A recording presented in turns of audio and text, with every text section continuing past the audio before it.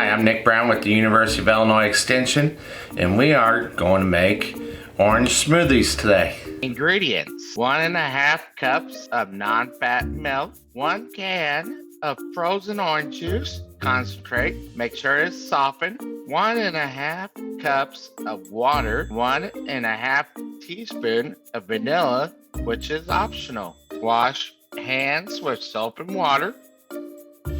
Pour the milk in a large bowl or pitcher.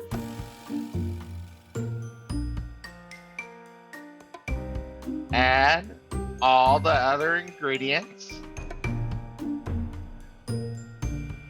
Mix well or blend until foamy. Serve cold. And that's our orange smoothie. Enjoy.